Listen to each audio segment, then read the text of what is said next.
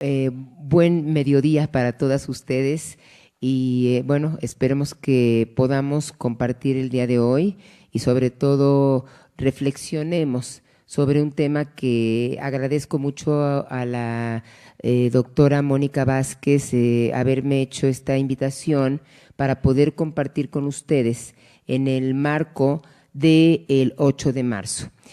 Bueno, también me gustaría presentar a mi colega, la psicoterapeuta Marta Valtierra. Ella es otra de las psicoterapeutas que forman parte de las 24 psicoterapeutas que estamos dentro del Centro de Salud Mental y Género y que estamos allí a través de la red de psicoterapia, de la red de atención emocional que se encuentran en diferentes zonas de la ciudad y algunos municipios, digamos, de Catepec, Toluca, el estado de Mérida, y ahí es donde apoyamos desde nuestra visión humanista con enfoque de género las emociones de mujeres y de hombres también, tomando en cuenta justamente cómo vivimos las emociones y cómo nos afectan las emociones a las mujeres y cómo les afectan estas emociones mismas a los hombres, viviendo en un sistema como este sistema que se ha construido y que se le ha llamado a través de la teoría feminista como un sistema patriarcal. Y es un sistema que desafortunadamente lastima, y no solamente lastima, sino que sabemos bien, asesina a mujeres. Sin embargo, también es este sistema que también lastima mucho la forma en la que los hombres se permiten o no expresar ciertas emociones. Entonces, a raíz de que pues veo que la doctora Mónica parece ser que ha leído el libro, este libro que efectivamente salió digamos, a la luz en agosto del año antepasado, que se llama Mujeres, Salud y Autonomía Emocional. Aquí en este libro, pues yo escribo diferentes artículos que fueron surgiendo gracias a una invitación que me hizo la agencia de noticias para la cual escribo, que es CIMAC. CIMAC, Agencia de Noticias con Enfoque de Género, y ahí empecé a escribir diferentes temas. Y dentro de estos temas, pues surgieron temas que tienen que ver con algo que en los apartados del libro se llama La travesía interna de ser mujer, otra que tiene que ver con estos desafíos también que tenemos como mujeres dentro de un sistema como en el que vivimos, y también toda la parte que tiene que ver con lo que es la psicoterapia, los temas que más o menos son recurrentes en la psicoterapia, en este caso y en este libro. Ya esperaremos que pronto salga el otro, muy específicamente en relación a lo que le pasa a las mujeres. Sin embargo, el día de hoy, aunque me voy a enfocar sí más a las mujeres, también voy a hablar de qué es lo que le sucede a los hombres en un sistema como este que vivimos. Y la doctora Vázquez me invita, como les decía hace un rato, dentro del marco del 8 de marzo.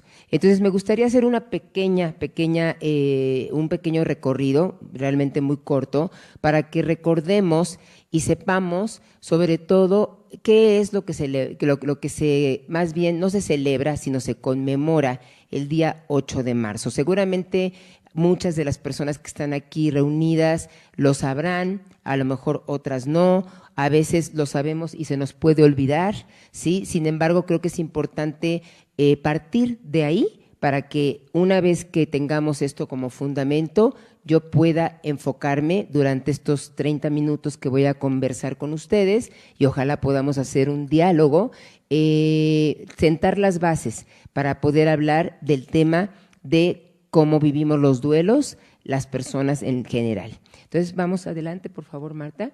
Gracias. Bueno, el día 8 de marzo de 1908, y aquí es bien importante no confundir en la historia lo que sucedió, por ejemplo, el día 25 de noviembre, que el día 25 de noviembre también se conmemora el Día Internacional en contra de la violencia hacia las mujeres. Solo que ahí fue por otra historia que tiene que ver con la historia de 3 mujeres, la del 25 de noviembre, 3 mujeres dominicanas que fueron las hermanas Mirabal.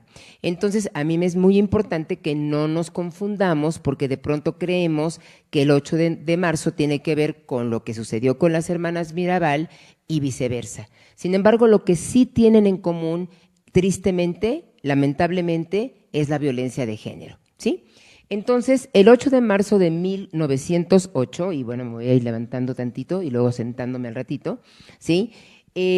Había 129 trabajadoras en una fábrica de Nueva York que estuvieron durante mucho tiempo luchando por sus derechos, luchando por la igualdad, luchando porque estas mujeres, estas 129 trabajadoras, tuvieran tanto esas 10 horas de trabajo, sin embargo, un salario igual que el de los hombres. Desde 1908 no se ha logrado todavía que en muchos espacios los salarios sean equitativos e igualitarios.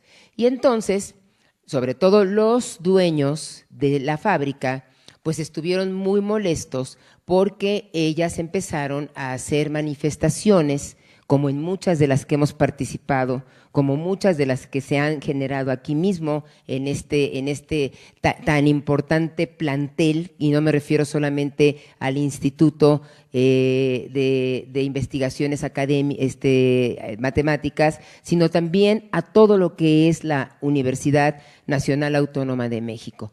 Entonces, estas mujeres se reunieron para ejercer su derecho a tener un salario igualitario, a que por 10 horas de trabajo les dieran la misma cantidad que les pagaban a los hombres.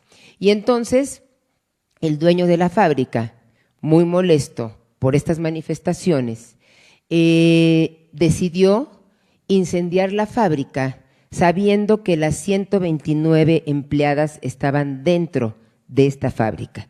Y entonces estas 129 mujeres que estaban dentro de la fábrica fueron, porque aquí en la historia dice murieron, y es como cuando hablamos de las mujeres asesinadas en Juárez.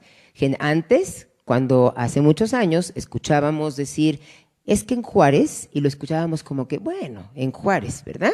Lejísimos, hay las muertas de Juárez, y resulta que no es que vayamos caminando por la vida y nos caigamos muertas. ¿Qué es lo que nos está pasando? Nos asesinan, ¿sí? Y entonces este hombre decidió asesinar a 129 mujeres dentro de esa fábrica, ¿sí? Y 2 años más adelante se reunieron mujeres socialistas en la segunda conferencia que lograron realizar, y ese día, en esa ocasión, 2 años más tarde, es decir, en 1910, se decidió que a partir de ese día, el 8 de marzo, sería conmemorado como el Día Internacional de la Mujer. Se empezó por la mujer trabajadora. Hoy es por cualquier mujer, porque todas las mujeres somos trabajadoras dentro de casa, fuera de casa, y a veces llevamos 2 o 3 jornadas de trabajo. Y entonces esto se hizo en recuerdo y en homenaje a las compañeras asesinadas, aquí tendríamos que tachar esta palabra, ¿sí?, en Nueva York. Entonces, este es el marco en el que se sustentan todas las acciones que hemos visto desde la semana pasada y durante todo el mes de marzo. Nosotras en el Centro de Salud Mental y Género, donde trabajamos, Marta y yo y otras terapeutas, decimos que incluso en nuestra página de Facebook, el muro en marzo dice, marzo se escribe con M de mujer, porque durante todo marzo diferentes terapeutas participamos en diferentes espacios para hacer conciencia con diferentes temas de género, ¿sí?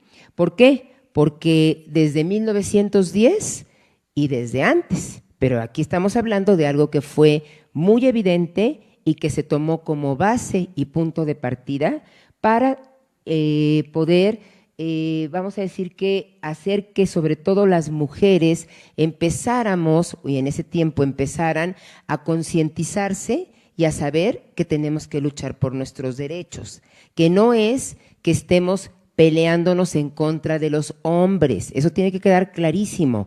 Lo que estamos peleando y luchando todos los días es por la igualdad y por la equidad. Sin embargo, a este sistema patriarcal lastima mucho porque muchas veces a muchos hombres y a veces a algunas mujeres, tristemente, no les gusta. Y entonces el problema, aquí sí me parece importante hacer un paréntesis interesante, porque desafortunadamente con todas las acciones que llevamos realizando, al menos yo llevo pues 33 años dando psicoterapia, y de esos 33 años, 22 años, 24 años trabajando con el enfoque de género. ¿Y qué está pasando? Que desafortunadamente la violencia va en aumento. La violencia en general y la violencia hacia las mujeres va en aumento. Por eso es tan importante los esfuerzos que se hacen en diferentes espacios como académicos, incluso sindicales, de todo tipo, donde las personas están al menos interesadas en reflexionar y en cuestionarse todos estos temas. Y por eso mi reconocimiento a la maestra, a la doctora Vázquez, que es la coordinadora de la Comisión de Equidad de Género de aquí del IMAS.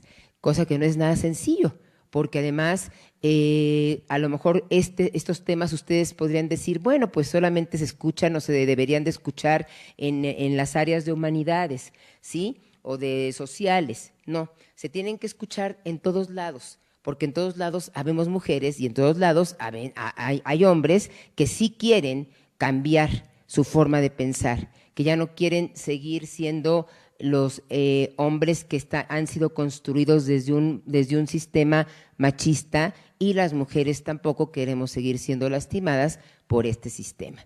Bueno, entonces es muy importante que sepamos por qué el 8 de marzo, ¿sí? ¿Por qué no nos gusta que, no es que no nos guste recibir flores, por supuesto que sí, pero no el 8 de marzo, ¿sí? Porque desafortunadamente ya llevamos varios años con que ya le han bajado un poco, pero los medios de comunicación empezaron a utilizar el 8 de marzo para comercializarlo, y entonces empezar a felicitar a las mujeres porque son mujeres, y entonces en lugar de felicitar, pues mejor hay que decirle, ¿sabes qué? Tienes el mismo derecho que yo a ganar lo mismo, ¿sí? Y ¿sabes qué? Ya no te voy a violentar en el metro, y ¿sabes qué? Ya no te voy a golpear, porque no tengo por qué ser violento contigo, ¿sí? Y entonces, incluso me acuerdo que hace como unos 4 años, vía internet, me llega pues una promoción, porque era el 8 de marzo, y me dicen, como eres mujer, te vamos a dar 2 boletos por 1 para viajar a no sé qué lugar de una playa. Y yo dije, pues qué maravilla, ¿verdad? La playa, pero qué lástima que lo estén tomando como una cuestión comercial. Ya llevamos algunos años en que estamos tratando de que, y digo estamos porque somos un movimiento desde hace muchos años, el movimiento feminista, desde diferentes espacios, empezamos a tratar de quitar esta parte de que no es ni siquiera el 10 de mayo, y que incluso si habláramos de la historia del 10 de mayo, tampoco empezó dándole regalo a las mujeres, sino más bien reconociendo lo que las mujeres habían hecho en algún momento de la vida. Pero no me quiero desviar, sin embargo las invito y les invito a que busquen la verdadera historia del 10 de mayo, primero en Estados Unidos porque fue donde primero se instituyó, y después aquí en México. Vamos a la siguiente y vamos a ubicar que justo por lo que les estoy comentando, por eso el 8 de marzo no se celebra, se conmemora, ¿sí? Y lo que se conmemora y lo que no se tiene que hacer es, no se celebra, y aquí dice, a esos seres dadores de vida, es decir, no se celebra a las mamás, a las mujeres que han decidido ser mamás, ¿sí? no felicitamos a las dueñas de nuestro corazón.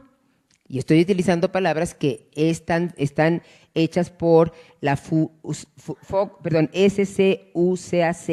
que es una academia que ha estado trabajando toda la cuestión de género, porque muchas veces se cree que como es mi pareja, entonces, hablando de pareja heterosexual, ¿sí?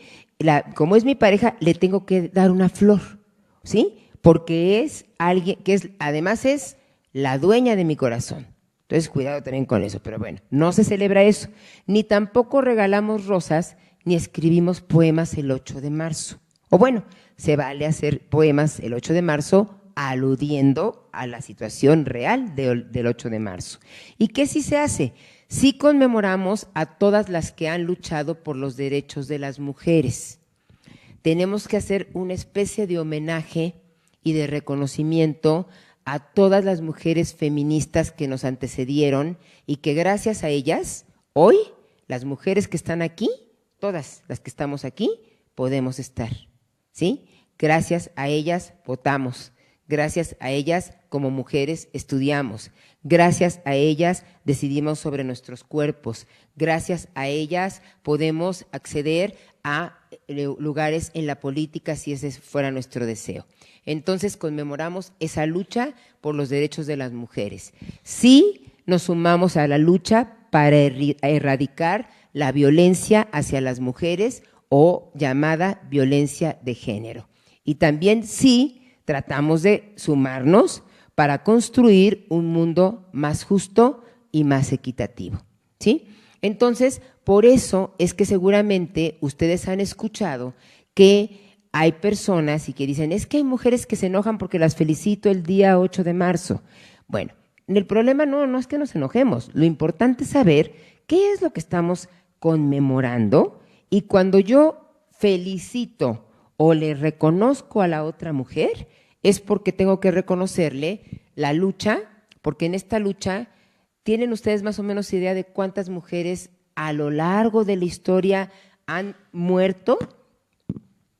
¿Tienen idea de cuántas mujeres han muerto a lo largo de la historia?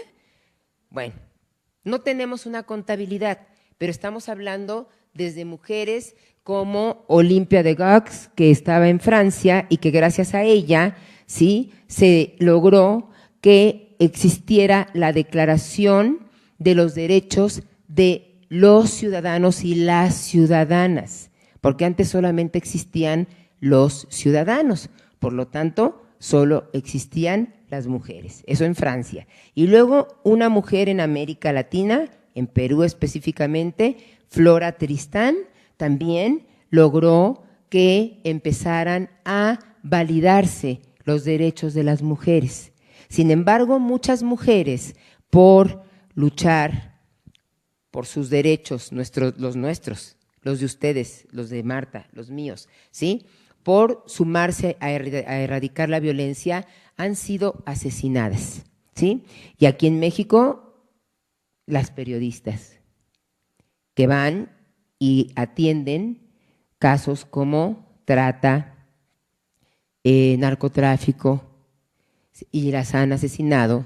Nosotras en el centro tenemos un convenio con un grupo, que por seguridad no puedo decir el nombre, donde apoyamos a las periodistas que están tratando temas sumamente delicados y que están siendo amenazadas de una manera terrible. No nos vayamos más lejos. Aquí esto sí lo puedo mencionar porque es de todas conocido, ¿sí?, el tema de Lidia Cacho, ¿sí? Entonces, así como ella, hay otras mujeres periodistas menos conocidas y a veces más expuestas que necesitan apoyo emocional y que nosotras en el centro se los otorgamos con un protocolo de seguridad especialmente para ellas y para nosotras como terapeutas cuando tenemos que acompañarlas, porque son mujeres que por tratar temas delicados han tenido incluso que llegar a ser desplazadas de sus lugares de residencia con todo y su familia,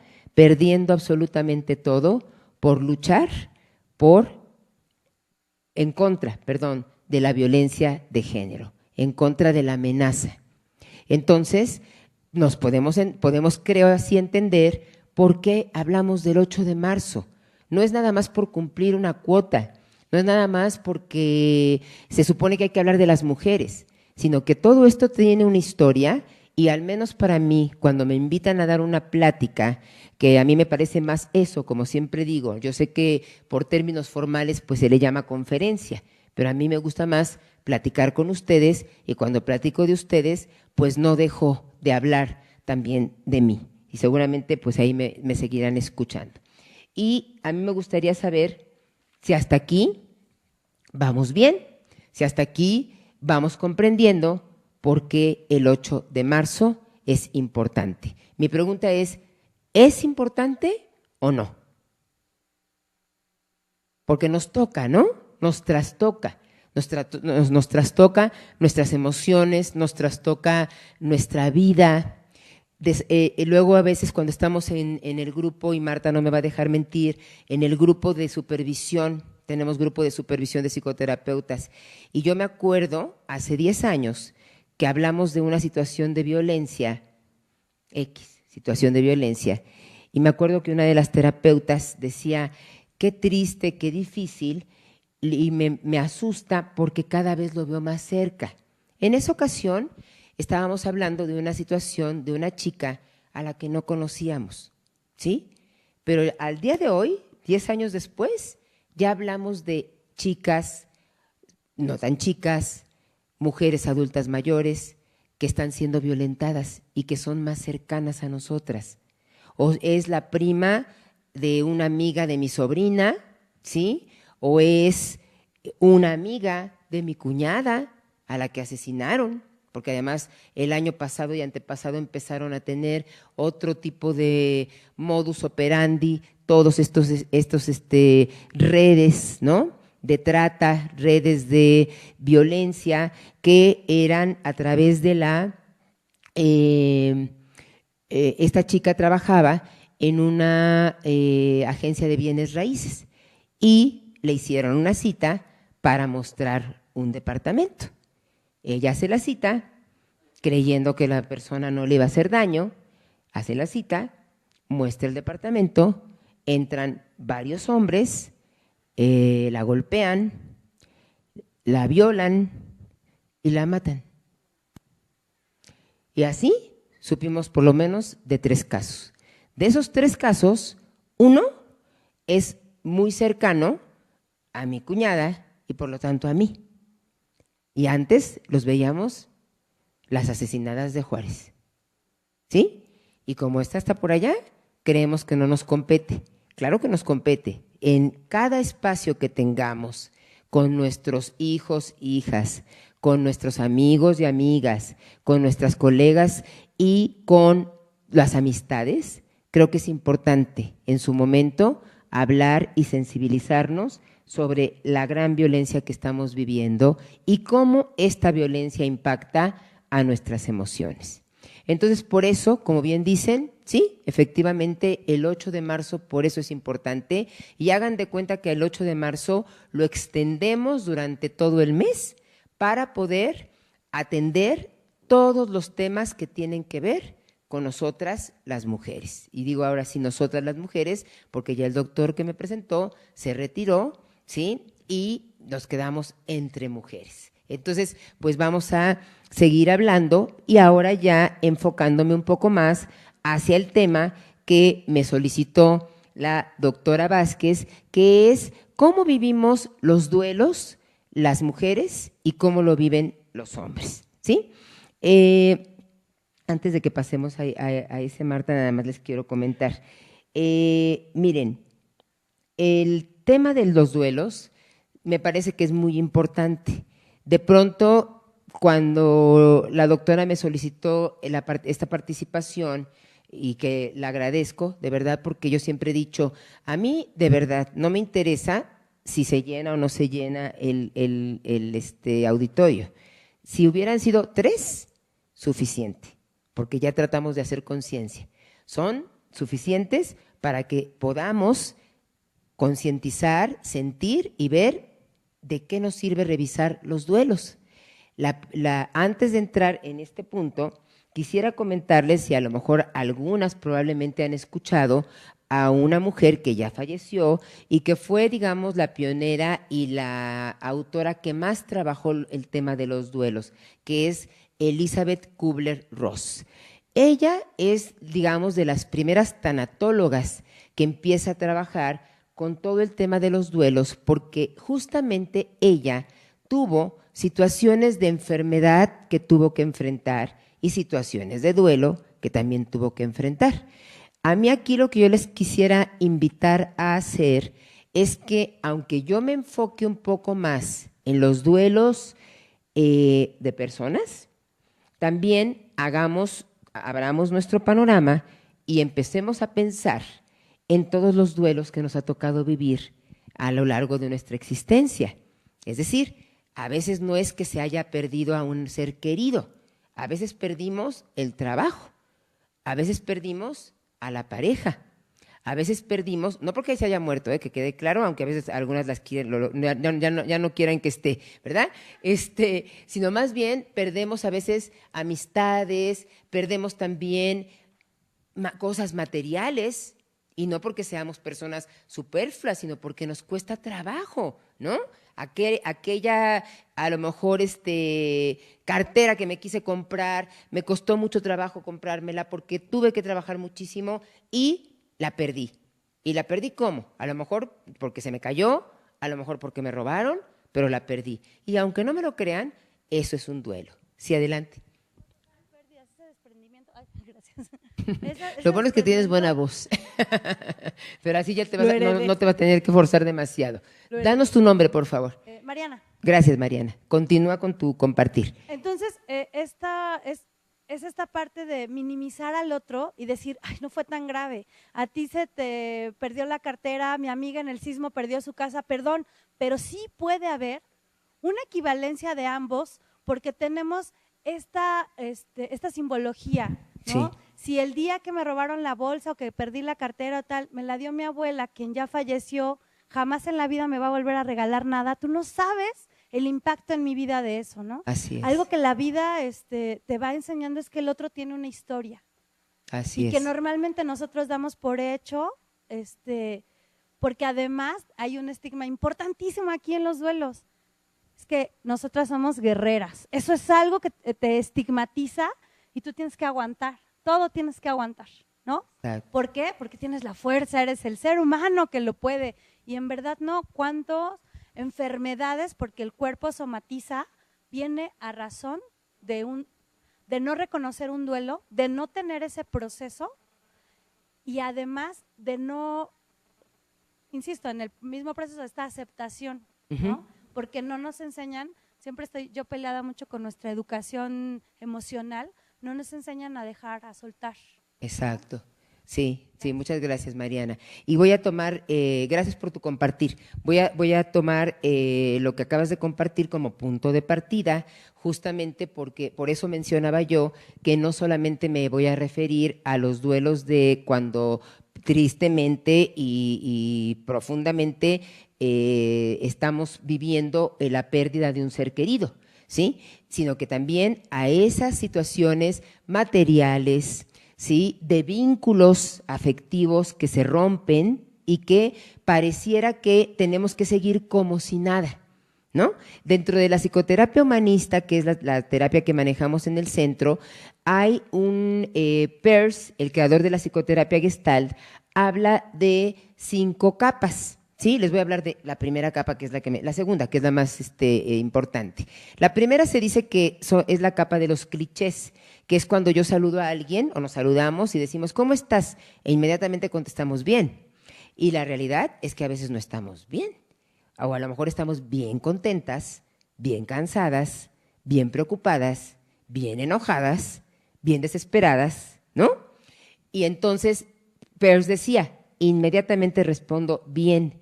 Sin embargo, si me doy el tiempo para checar bien cómo, ¿sí? Entonces puede ser que responda desde ahí. Esa es la capa, digamos, de las más superficiales. Y luego viene otra capa, que es justo la que está mencionando Mariana, porque tiene nombre lo que dijiste, Mariana, ¿sí? Se llama la capa del como sí. Es decir, hago como que no me pasa nada. Y entonces, de repente, a lo mejor estoy muy triste y alguien me pregunta, ¿cómo estás? Bien. Y además, me doy cuenta yo que estoy triste, pero no les muestro a ustedes o a la gente con quien esté que estoy triste por algo. Y entonces hago como que no me pasa nada. Y claro, si a esto se suma lo que la sociedad nos exige, ¿sí? A veces abiertamente o de manera subterránea, es decir, explícita o implícitamente, entonces, pues se supondría que, pues, ¿para qué me quejo de que me robaron mi cartera que me regaló mi abuela, a la que tanto quería? Se supone que no me debería de sentir mal. Entonces yo tengo que terminar. Esto que les estoy diciendo, hagan de cuenta que lo que está hablando es nuestro inconsciente, porque es inconsciente. Y entonces de repente digo, no, pues sí es cierto, no voy a exagerar. Mejor ya ni le voy a decir a nadie que estoy súper triste porque perdí esa parte material, material que me regaló mi abuela, mi papá, que yo misma me compré, y entonces tengo que hacer como que no pasa nada. Y resulta que eso es un duelo. Eso es un duelo. Ese es el grave problema con lo de los duelos, porque resulta que pareciera que los duelos, y de hecho yo en el libro lo digo, el duelo ante… en el libro hablo un poco, con permiso de mis consultantes, sin decir nombres porque no sería ético, y hablo un poco de aquel hombre que tuve enfrente llorando por la pérdida de su perrito, que además de su compañía, era el perrito quien le ayudaba a que, como tiene un problema de audición, le ayudaba a saber cuando alguien estaba en casa o tocando la puerta, y se muere el perrito. Y eso es un duelo, ¿sí? Esto es independientemente de si estemos de acuerdo o no con la cuestión de, hay personas que humanizan a los animales, es otra cosa. Yo estoy hablando de cuando se pierde a algo o a alguien que nos es importante. O personas en la consulta que he tenido que acompañar cuando tienen que perder un órgano, cuando tuvo alguna mujer que vivir una mastectomía radical de su seno izquierdo y entonces está perdiendo algo y tenemos que trabajar el duelo de esa pérdida, ¿sí? Claro, la gente le dice, oye, pero estás viva, no estés triste, estás viva, no llores, por favor, ¿sí? Al contrario, vamos a hacer una fiesta porque estás viva, sí estoy viva. Sin embargo, tengo que pasar por el proceso de duelo y a veces ni cuenta me doy porque se supone que tengo que estar feliz, ¿sí? Aunque haya yo pasado por una mastectomía radical, ¿sí? O si salgo de pronto, le pasó una vez a una consultante, sale de su trabajo y va hacia donde había estacionado su coche y su coche desaparecido. Se lo robaron, ¿sí? Pero como no hay que llorar por las cuestiones materiales, entonces no es duelo, ¿sí? Todo esto que estoy mencionando es duelo, desde ahí hasta, claro, duelos mucho más profundos quizás, pero no menos importantes, como la pérdida de un ser querido.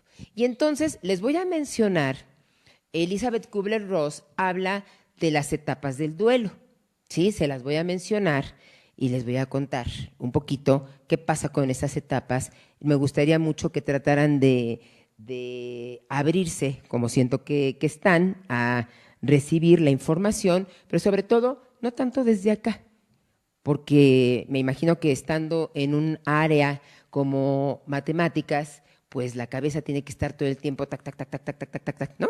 ¿Sí? No quiere decir que el corazón no esté también ahí, sino que me gustaría que trataran de abrir un poco más la parte emocional para que vean qué sienten. Y si checan, no es que lo tengan que compartir, si checan si algún día, alguna vez les tocó vivir alguna de estas etapas de un duelo.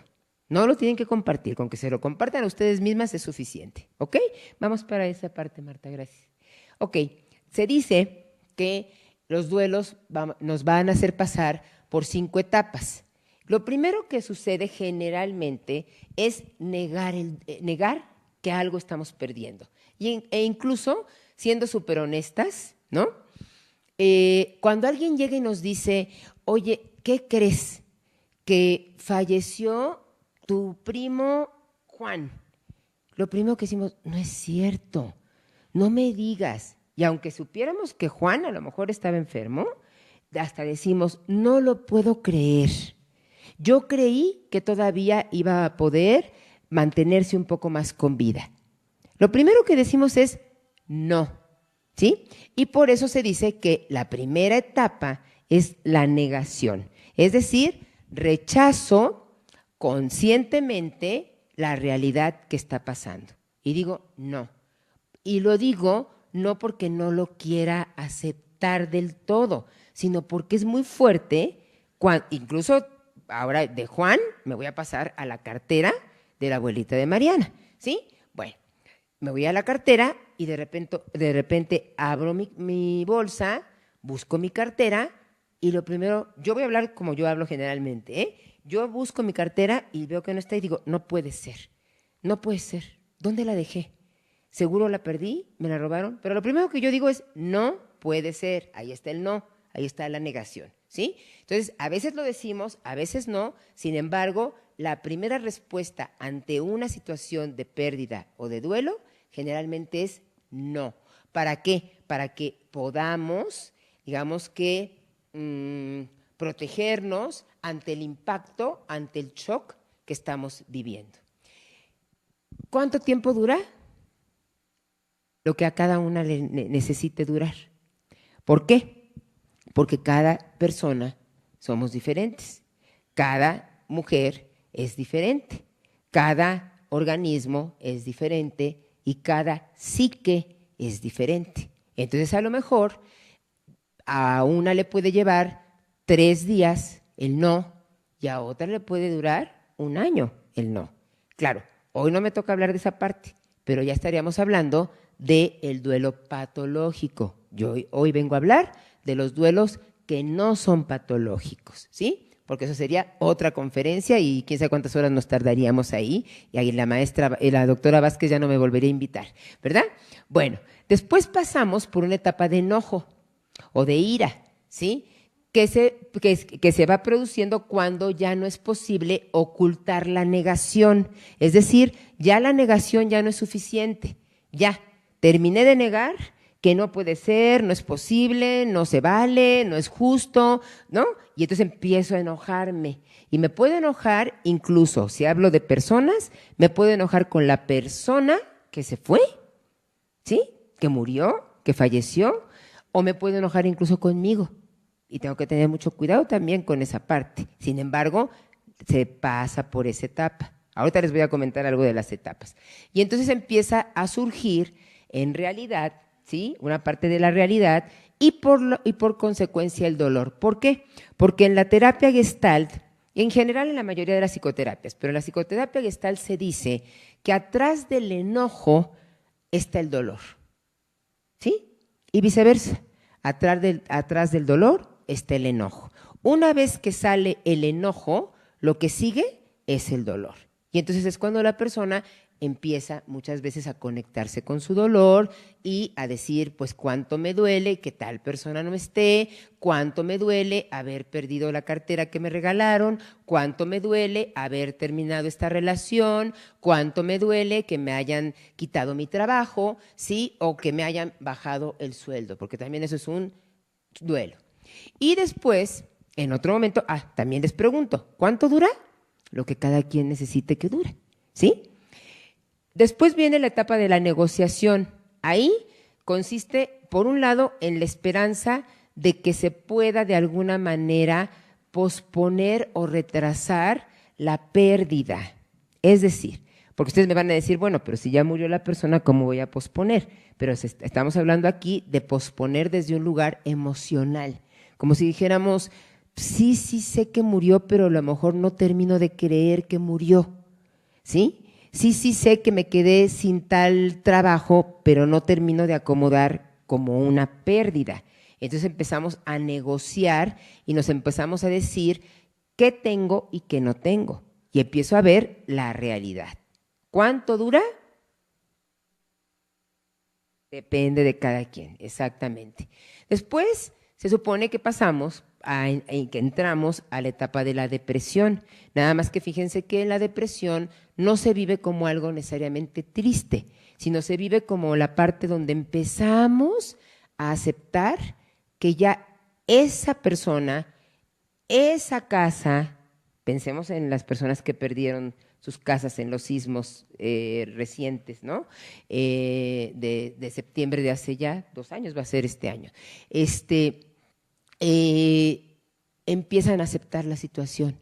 Y estoy pensando ahorita, yo tengo en consulta a una mujer que su mamá y ella son originarias de Ixtepec. Y la casa de su mamá, de 85 años, la señora, se cayó la casa. ¿Sí? Se cayó. Perdió su casa. Un duelo.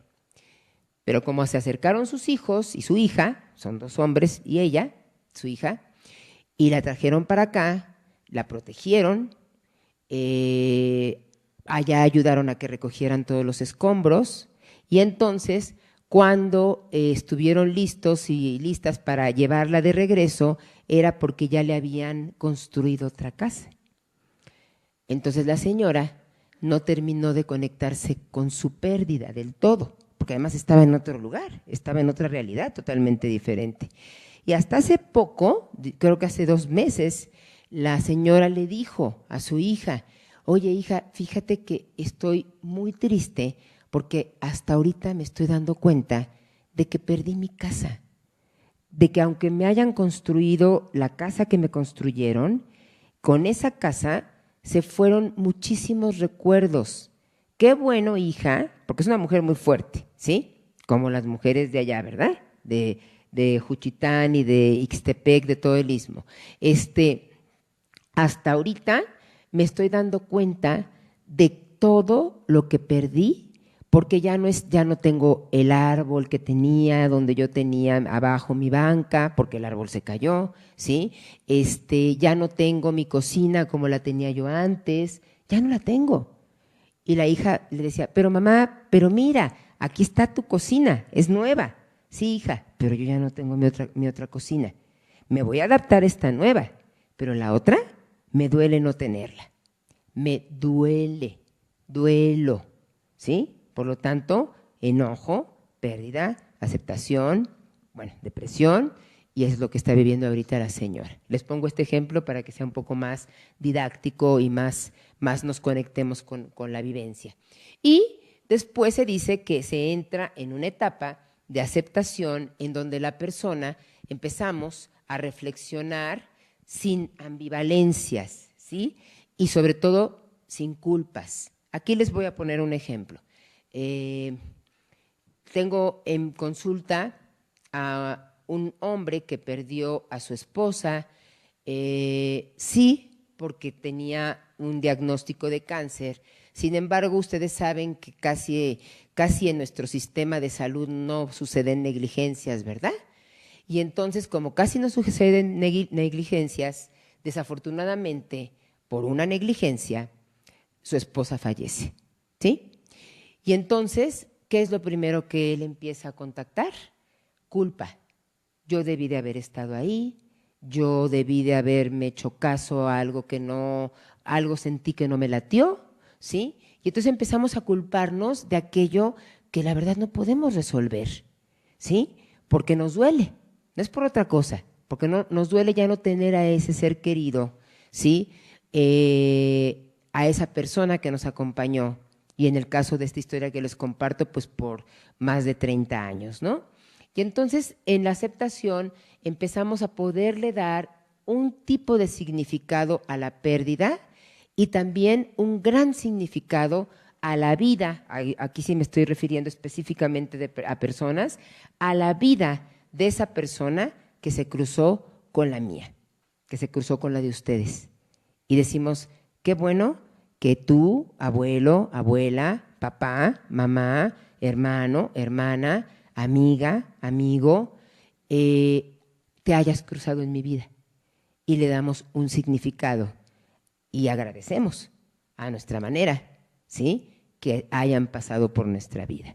Entonces, estas fases del duelo que les quiero yo comentar, no siempre, porque ustedes pueden decir, bueno, a ver, pero yo la verdad es que cuando murió tal persona, yo lo primero que contacté fue enojo o fue dolor, claro, porque así los escribió y así comentó Elizabeth Kubler-Ross, que generalmente toda persona pasa estos duelos, pero lo que nos hemos dado cuenta a lo largo de la terapia con las diferentes consultantes y yo misma es que podemos, la aceptación definitivamente sí es la última, pero la realidad es que yo, ante pérdidas que he tenido, primero he sentido depresión, ¿sí? Y luego me paso a la negación, y luego me paso a negociar, y luego me enojo, ¿sí? O al revés, con otro tipo de situaciones siento otra cosa, es decir, no son fijas. La única que sí queda como fija es la última, donde logro aceptar. Y aquí algo que me parece súper importante mencionarles es que generalmente las personas, los estudiosos, las estudiosas de este tema de duelo, generalmente hablan de un término con el que yo no estoy de acuerdo, lo respeto, mas no lo utilizo. Pero ahorita les voy a explicar por qué, ¿sí? Porque se vale decir, no estoy de acuerdo, pero hay que explicar por qué, ¿sí? Generalmente se dice, entonces si ya pasé por todo esto, el resultado maravilloso es haber elaborado el duelo. Seguramente han escuchado esa palabra. Es que ya elaboró su duelo. ¿Y qué es elaborar el duelo? Desafortunadamente, que ya no sienta nada. Ya no sienta nada. Que aunque platique de la cartera de la abuelita, ya no sienta nada. A ver, una cosa es que cuando la perdió o se la robaron, en ese momento lloramos, ¿no? O nos enojamos. Y hace 3 años pasó esto. 3 años después puedo platicarlo y de repente ya no llorar, pero sí decir, ay, la cartera de mi abuelita, ¿no?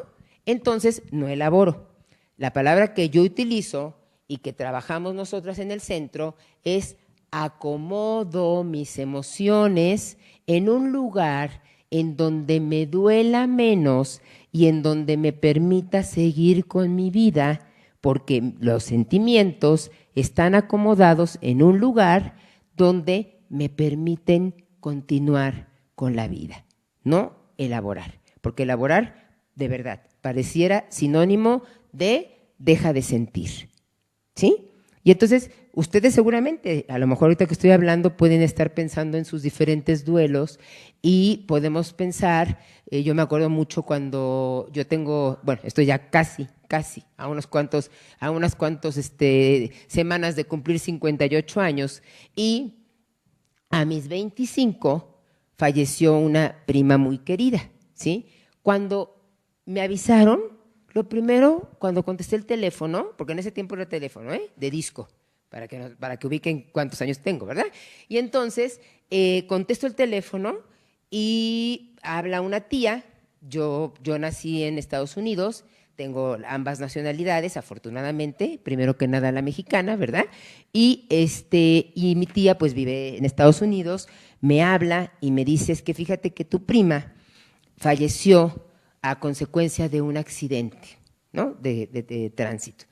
Y entonces, lo primero que yo digo, no puede ser, no puede ser. Eso es lo primero que dije, no puede ser. Y empecé a llorar, porque era una prima muy cercana a mí, ¿sí? Yo le llevaba a ella 2 años. Si yo no hubiera acomodado mis emociones donde están acomodadas hoy, probablemente al hablar de esta prima, hoy, es más, ni siquiera podría compartirles esto. Y esto es lo que me hace poderles decir, desde mi vivencia, que cuando acomodamos una pérdida, podemos seguir nuestra vida, pero no olvidar a la persona, ¿sí? Y, claro, cuando lo recibí, por supuesto que fue un shock, por supuesto que estuve llorando por mucho rato y por muchas semanas, tratando de entender, pero ¿cómo? Si yo me acuerdo que se despidió de mí y bueno, no dábamos crédito, no daba yo crédito y conforme fue pasando el tiempo, fui acomodando y diciendo, ya no está, ¿sí? Y teniendo que aceptar que ya esa prima que fue importante en mi vida, ya no está.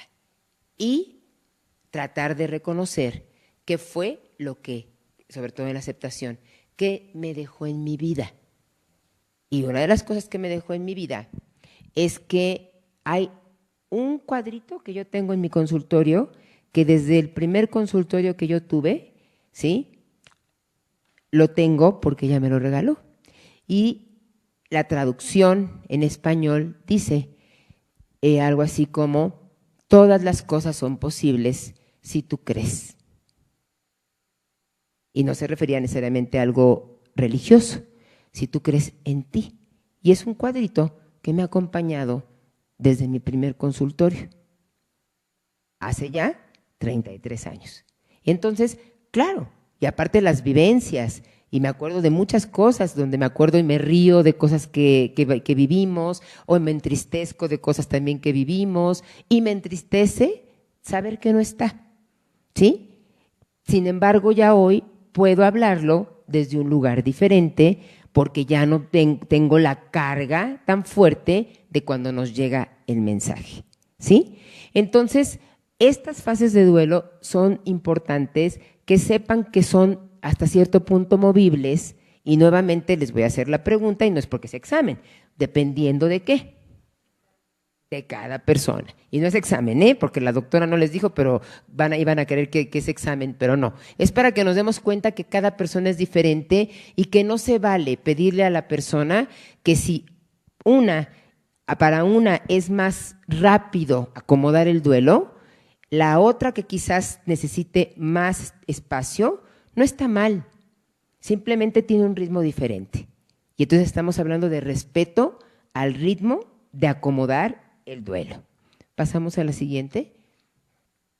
Bueno, y justamente el duelo, o al duelo, yo le he podido llamar, al igual que también lo menciona otro terapeuta que me parece muy importante, que es Yalom, la herida mortal, ¿sí? Porque la herida mortal resulta que es la herida de la que menos hablamos. No sé si últimamente han podido escuchar acerca de una autora que es Liz Bourbeau, que habla de las 5 heridas que te impiden ser tú mismo o tú misma en este caso. Y ella habla de la traición, del abandono, del rechazo, de cosas que nadie hemos vivido, ¿sí? De la injusticia, ¿sí? Y de la humillación. Ella habla de esos 5 que casi nadie hemos vivido, ¿verdad? Aquí nos vamos a quedar así. Pero resulta que nadie habla de la herida mortal, es decir, de la herida porque alguien falleció, ¿sí? Y entonces tenemos que abrir ese espacio, como hoy, para hablar acerca de esa herida mortal. Y aquí me parece importante que ubiquemos, y como dice Yalom, esto lo dice Yalom, dice omnipresente, ¿sí? La herida mortal es esa herida omnipresente, de temor a la muerte. Es decir, todo mundo, niños, niñas, adolescentes, adultos, adultas, adultos mayores, hombres, mujeres, personas trans, de toda la diversidad sexual, de todos los colores, de todas las religiones, de todas las razas. No hay una sola persona que no le tenga miedo a la muerte. Claro, cada quien le tiene miedo desde maneras diferentes, ¿sí? Miedo a nuestra muerte, pudiera ser, o miedo a la muerte de las y los otros. Y ustedes me podrían decir, bueno, a ver, y los budistas que están ahí en el nirvana, en el Om y toda esta cuestión que me parece muy interesante, porque además a mí me gusta mucho el budismo, ¿sí? ¿Le tienen miedo a la muerte? Pues a lo mejor no van a decir que le tienen miedo a la muerte, pero trabajan y trabajan y trabajan en sus diferentes disciplinas meditativas justamente para no sentirla. ¿Estamos de acuerdo? Porque están trabajando tanto que cuando estén tan metidos en su profundidad de la meditación, llega un momento en que si viene un paro respiratorio, pues no lo sienten. Y entonces nos sentimos la muerte. Y Epicuro es un filósofo que es muy interesante, porque Epicuro en la antigua Grecia hablaba ya de que yo les podría decir que es el filósofo que empezó a hacer, junto con otros dos más, pero sobre todo Epicuro, Platón antes también, pero Epicuro hablaba mucho de que había que estudiar o atender el alma de las personas. Y entonces Epicuro decía que el saber que la muerte es inevitable a todos los seres humanos, independiente de hombres o mujeres, nos afecta nuestro disfrute de la vida y por lo tanto nos perturba todos nuestros placeres. Entonces, por eso no queremos saber. Entonces, también hay que entender por qué no queremos saber, que tampoco tenemos por qué. Es más, es natural y es sano no traer todo el tiempo que yo me levante en la mañana. Sí, un día me voy a morir, seguro hoy, a lo mejor mañana, y tengo que tener muy presente que seguro la muerte aquí está todo el tiempo. A ver, no. Sí está, sí está. Por eso Yalom escribió un libro que se llama Mirar al Sol, ¿sí? Y ahí habla mucho de Epicuro. Y Mirar al Sol le puso así a su libro, me parece como un nombre sumamente atinado. ¿Por qué? Porque el sol siempre está. Aunque esté nublado, siempre está. Ahora, cuando sale a todo lo que da, como últimamente con el calor que ha estado haciendo, ¿cuánto tiempo podemos aguantar viendo al sol? ¿Cuánto tiempo? Poco, porque nos lastima, ¿no? ¿Y no se parece a la muerte? Y entonces Yalom dijo, a este libro que en el cual me voy a enfocar para hablar del tema de la muerte, le voy a poner mirar al sol.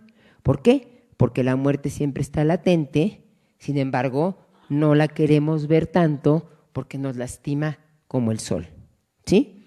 Y entonces vamos a pasar a ubicar, por favor, Marta. Ok, a ver si se ve ahí, porque la veo un poquito acá. Ok, vamos a ver, esta parte, bueno, esto es hay que dar el crédito de manejodelduelo.com, pueden ustedes ahí checar. Lo único que no me gusta mucho es el estereotipo, ¿no? Que se pone que rosa las mujeres, azules los hombres, pero bueno, vamos a imaginarnos otros colores, sin embargo me parece muy importante. Vamos, aquí es en cuanto a cómo afronta un duelo ante la pérdida de un hijo, un hombre y una mujer. Sin embargo, está más que estudiado que aquí vienen las diferencias en general de cómo enfrentamos las mujeres, por lo general, que quede claro, ¿sí? Los duelos y cómo enfrenta un duelo un hombre. ¿Por qué digo por lo general? Porque de repente ustedes me van a decir, yo la verdad, vas a decir cosas que a lo mejor hacen los hombres y la verdad es que yo lo he hecho. Y si estuviera aquí un hombre me diría, oye, yo he respondido como lo que dice que responde una mujer. Sí, pero en un sistema patriarcal donde aprendemos estereotipos, por lo general, insisto, ¿sí? Se tiende, vamos a decir, cuando hablo de un por lo general, estoy hablando de que casi en un 90% se responde de esta manera y un 10% se responde de otra, o una mezcla. ¿Qué sucede con las emociones ante un duelo con una mujer? Generalmente, por cuestiones de género, que ahorita van a ver las cuestiones de estereotipos en un pequeño video de 3 minutos, ¿sí? Vamos a desear hablar más de esta muerte y las emociones que nos embargan. Lo platicamos a lo mejor con una amiga, con la pareja, con alguna persona de nuestro medio familiar, lo platicamos. Es más fácil que podamos acercarnos como mujeres. En cuanto a la comunicación, vamos a necesitar verbalizar más este camino de duelo, reviviendo los momentos compartidos. En ese sentido yo me acuerdo mucho, tengo una gran amiga que perdió a su única hija hace ya varios años y, por ejemplo, cuando platico con ella, ella revive momentos muy específicos de cuando su hija estuvo en el hospital, ¿sí? Momentos que para ella es importante compartir. Y los proyectos truncados. En la semana antepasada me decía, este año, porque la semana pasada su hija hubiera cumplido, si no me equivoco, creo que 20 años, una cosa así, ¿no? Y entonces me dice, es que en esta época mi hija tendría tanto y seguramente le hubiera gustado hacer tal cosa. Entonces estamos hablando de los proyectos truncados, que la mujer comparte, ¿sí? de lo que está perdiendo o perdió, en este caso con una hija. También en cuanto a acciones y actividades, las mujeres prefieren que otros familiares, a veces, insisto, asuman las responsabilidades de todas las cosas, digamos, prácticas, para dedicarse a contactarse con el dolor y poderlo sacar y poderlo expresar. O, si no, llorar, quedarse en casa, ¿no? Tengo una amiga que me dice, es que necesito, cuando se deprime, me dice, necesito quedarme en casa así, hecha bolita, ¿no? Entonces hacemos bolita y entonces decidimos que otros u otras arreglen la parte práctica, ¿sí? Eso es lo común, que quede claro desde una visión de género, ¿sí? En los hombres, ¿qué es lo que va a pasar? Sus emociones, claro que las sienten, no estamos diciendo que no sientan, lo único es que sienten que deben mostrarse fuertes, porque tengo que estar fuerte para mi esposa, tengo que estar fuerte para mi mamá. Sí, a lo mejor se quiebran por acá escondidas y luego ya de repente regresan como que no pasó nada. Hay otros que sí, no estoy diciendo que todos, por eso digo, vamos a cuidar la parte de no generalizar, solo que estamos partiendo de que hay un aprendizaje por género, que es lo primero que se le dice a un niño cuando se cae. No llores. Y si es la niña, pues que llore, ¿sí? Entonces, claro. Entonces, eso justamente, si me explico, es lo que determina que cuando yo pierdo a alguien, si yo soy hombre, pues no muestro tanto mis sentimientos y me los quedo, ¿sí? Y por lo que suelen reprimir sus sentimientos. Eso es lo que pasa. En cuanto a la comunicación, por lo general van a decir, y así lo he escuchado, por eso en terapia, ¿no? Aunque Marta tiene bastantes varones en consulta, sin embargo, si hacemos un equilibrio o una estadística, ustedes luego nos ayudarán con las matemáticas, ¿sí? Generalmente tenemos mucho menos hombres en terapia que mujeres, también por una cuestión de género. Entonces, cuando se acerca alguien y le dice, oye, ve a terapia porque a lo mejor te ayudaría a acomodar esta situación y sentirte mejor, no desean apoyo profesional ni social. Es decir, si van los amigos, no. O si van, sí, pero algo como que no pasa nada, ¿sí? Ya que van a evitar hablar de esta muerte frente a sus seres queridos. Les quiero recomendar aquí 2 películas. Una se llama, y las 2 películas además tratan además de terapeutas, y es interesante, ¿verdad? Perdón por la deformación profesional, ¿verdad? Pero bueno, una se llama La habitación del hijo, que es un hijo que en ambas películas el hijo decide suicidarse. Y entonces tienen que observar qué le pasa al hombre, cómo lo maneja. Es una película italiana. Y la otra película se llama Secretos Ocultos, que es con este hombre Andy García, y también es un hombre que tiene que reprimir sus sentimientos y se ve también toda la depresión en la que va él cayendo sin darse cuenta él, porque ni cuenta se da. Todo el mundo se daba cuenta, menos él, ¿sí? Bueno, y luego, ¿qué acciones toman en el caso de los hombres? Tienden más a intelectualizar el duelo, asumiendo actividades como, por ejemplo, tengo yo en consulta a una persona que está pasando por un duelo, un varón, que se llena completamente de actividades, ¿sí? Además está en un área académica, y el área académica, ustedes no me van a dejar mentir, como que se presta mucho a llenarnos de muchas cosas, y entonces esas actividades le permiten justamente que se conviertan en un mecanismo para evitar sentir y darle un, digamos, un sentido a la pérdida que tuvieron. Entonces decir, bueno, pues ya que no tengo a mi hijo, a mi hija, al ser querido, entonces voy a tener tiempo para esto, me duele mucho, pero qué bueno que tengo mi trabajo. Y mucha gente me ha dicho, literalmente, gente incluso atea, ¿no? ¿No? Me dicen, bendito trabajo. ¿Sí? Bendito trabajo. Gracias al trabajo.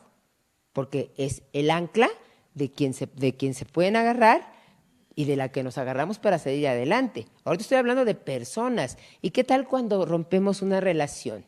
¿Qué decimos? Qué bueno que tengo mi trabajo. Qué bueno que voy a ir a trabajar. Hay gente que me dice, oye, no entiendo por qué de lunes a viernes estoy muy bien y sábado y domingo me siento deprimida o deprimido. ¿Será acaso porque el fin de semana salías con tu pareja e ibas a comer o a pasear? ¿Acaso? Pudiera ser, ¿no? Entonces ahí podemos ver diferencias en la forma en la que reciben, ¿sí?, mujeres y hombres los diferentes sentimientos ante un duelo, ¿sí? Vamos a la que sigue. Y aquí, antes de que la pongas, Marta, por favor, aquí me gustaría que, bueno, van a ver este video de 3 minutos para que ustedes tengan una idea de dónde vienen los estereotipos de género, porque ustedes me han estado escuchando decir que hay estereotipos de género en un sistema que se le llama sistema patriarcal. Se le llama sistema patriarcal porque es un sistema que ha construido el hombre, ¿sí? Los hombres. En el hombre no estamos sumadas las mujeres, que quede claro. Aunque tengamos libros de historia donde digan el hombre a lo largo de la historia ha hecho grandes cambios y demás. Y entonces de repente dicen, bueno, pero es que es genérico. Y ahí ya está, en el hombre ya está la mujer. No, pues ¿qué nos cuesta decir el hombre y la mujer? Un lenguaje un poco más incluyente, o si no hacerlo así, poder decir la humanidad, ¿no? A lo largo de la historia, o las personas a lo largo de la historia han hecho ciertas cosas. Entonces estos estereotipos de género tienen que ver con el sistema patriarcal en el que estamos y del que no se salvan ni hombres ni mujeres. Nadie se salva, ¿eh? Solo que, ¿cuál es el problema para nosotras? Tenemos algo en contra, que al ser mujeres tenemos más desventajas, ¿sí? Sin embargo, no crean que los hombres se salvan del todo, porque les cuesta mucho trabajo. Por ejemplo, hay hombres que quieren expresarse mucho y no, se limitan porque no vayan a creer que soy gay y no vayan a creer que quién sabe qué quiero. No, y si es gay, ¿qué? Pues lo respetamos, ¿verdad? Y si es trans, ¿qué? Pues lo respetamos, ¿verdad? Entonces, esa parte de que no vayan a creer es porque la sociedad dicta ciertas normas y nosotras y nosotros nos hemos apegado a ellas. Entonces vamos a ver estos 3 minutos de este video que espero que ayude a que comprendamos de dónde vienen y por qué afecta de una manera o de otra que recibamos en este tema que estamos hablando hoy los duelos. Vamos, por favor, Marta. En una nación que compulsivamente me persigue.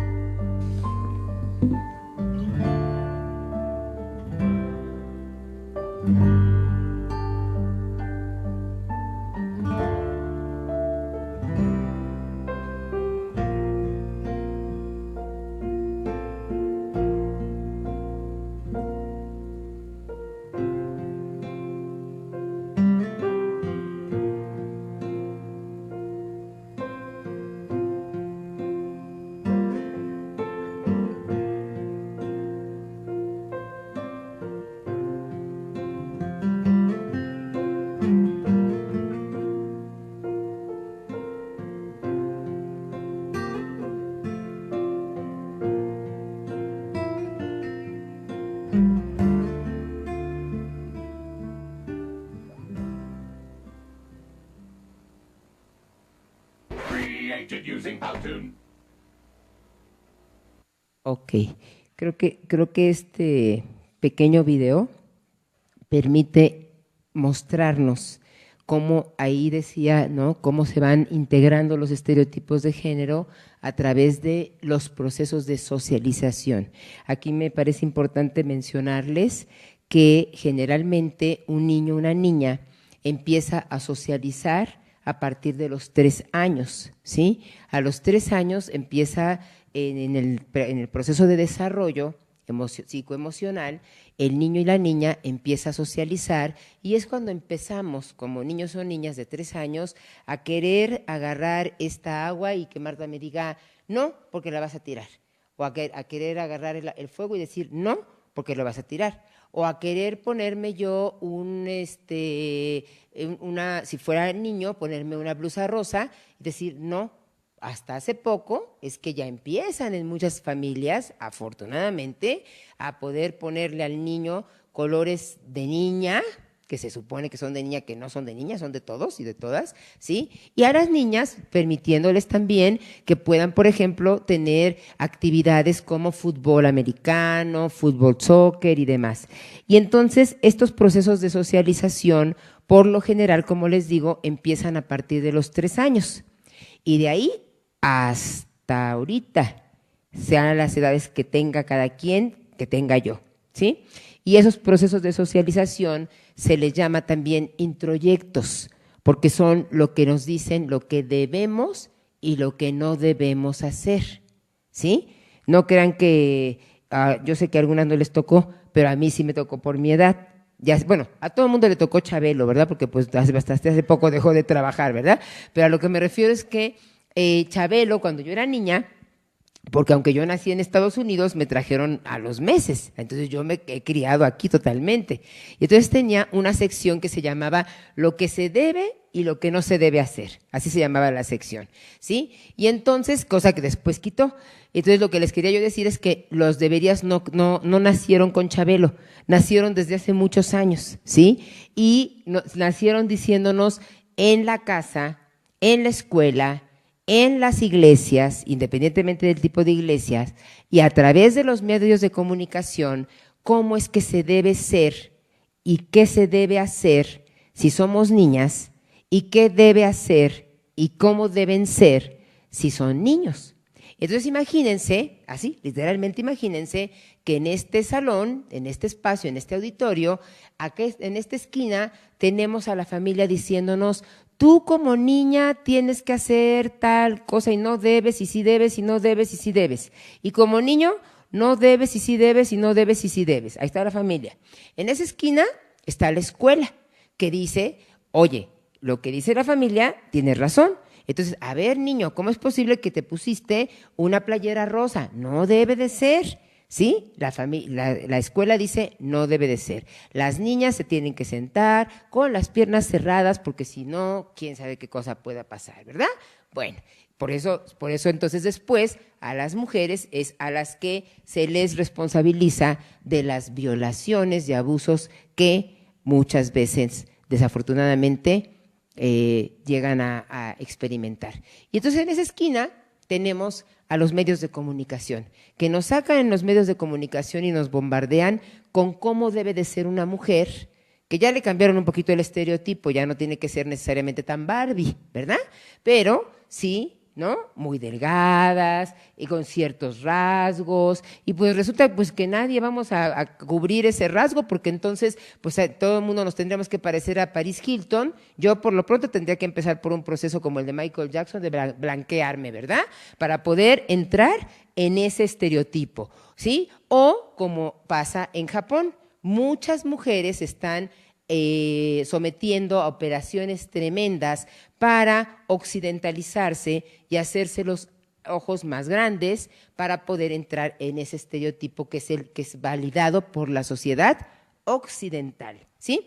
Y en esta otra esquina tenemos a la religión, la iglesia, cualquier religión, la que quieran, sinagoga, católica, el pastor, la que quieran. Todos dicen, tú debes de hacer tal cosa, cuando te cases te vas a convertir en mujer, ¿sí? porque así es.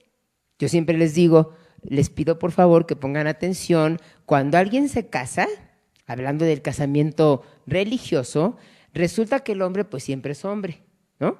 Y entonces llega y el rabino o el pastor o el padre, el cura, cuando ya está dando y diciendo, avisándole a los feligreses que los declara, a ti hombre te declaro, además de hombre te declaro marido, y a ti como no eres nada, te declaro mujer. ¿No? ¿No se dice así? Te declaro marido y mujer. O sea que hasta que no nos casamos, híjole, pues entonces quién sabe qué soy, ¿verdad? Y tú, ¿verdad? Ya me quedé pensando, dije, bueno, a ver, yo tengo una relación de 25 años y no me he casado, pues entonces quién sabe qué seré. Pero a lo que voy es que cómo nos lastiman los estereotipos de género que ya vieron de manera muy concreta, sobre todo por los tiempos. Ya en otro momento, si tenemos oportunidad de tener algún tipo de capacitación, de plática más larga, pues por supuesto que entraremos con mayor profundidad y detalle en estos temas. Pero digamos que para la parte didáctica me era muy importante que supieran de dónde vienen, ¿sí? Y entonces, claro, si eso lo sumamos a que hay formas diferentes de expresarnos, porque ya nos dijeron que las niñas, ¿no? Y los niños, A ver, espero que no haya sonado medio feo, ¿no? A ver, que los niños ciertas cosas y las niñas ciertas cosas. Ok, y entonces, claro, dentro de las diferentes situaciones, ¿qué es lo que va a pasar? Que si yo vivo un duelo y soy niño, ¿qué? De acuerdo a los estereotipos. No llores, no vayas a terapia, reprimo. ¿Qué más? Me hago más fuerte de lo que creo que soy, aunque no sea.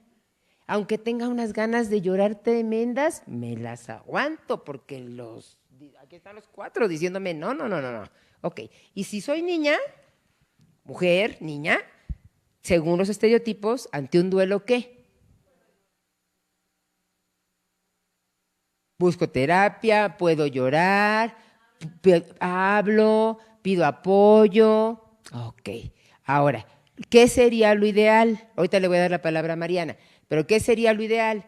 Lo ideal sería que yo, niño u hombre, sí sienta esto que siento y sienta lo que sientes tú, mujer, porque tengo derecho y no me va a pasar nada, de verdad. No se me va a caer el pene, ¿ok? Que quede claro. Ok, yo niña, sienta lo que siento y sienta también que tengo la facilidad de ser práctica, de hacer cosas y no se me va a caer la vagina. ¿Sí? La quiera usar o no la quiera usar, que quede claro, ¿ok? Igual el otro, ¿sí? Entonces, ¿qué es la intención? Que hombres y mujeres nos demos la oportunidad de expresar todo lo que sentimos.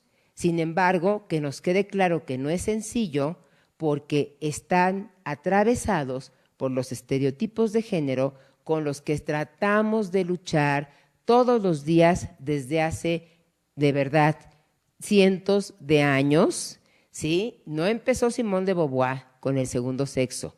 Claro que sí, es muy importante. Empezaron feministas desde antes y seguimos todavía trabajando. Y claro, generalmente una terapia con enfoque de género no es común. Este año, afortunadamente, cumplimos en el centro 25 años de trabajar con una terapia para mujeres y para hombres que los mira desde ese lugar. ¿Qué te implica ser un hombre en un sistema patriarcal? ¿Qué te ha sucedido? ¿Qué te ha lastimado? ¿Y qué te implica ser una mujer en un sistema patriarcal? ¿Qué te ha dolido? ¿Qué te ha lastimado? ¿Qué has logrado en un sistema patriarcal? ¿Qué te pasa cuando eres mujer, cuando llegas a cierto límite de logros y de repente te topas con el techo de cristal? ¿Sí? Pues te frustras, porque el techo de cristal está construido por el sistema patriarcal. Entonces, ahorita no sé si vamos a dar un espacio para que quieran platicar y nada más pues yo cerrar con esto último, dándole mucho las gracias y para mí en especial en este mes y siempre el agradecimiento de verdad para todas las mujeres que me han antecedido, empezando por mis ancestras mexicanas, estadounidenses, raza negra, ¿sí?, que han peleado por los derechos que hoy tengo para poder estar aquí frente a ustedes. Muchas gracias. Muchas gracias.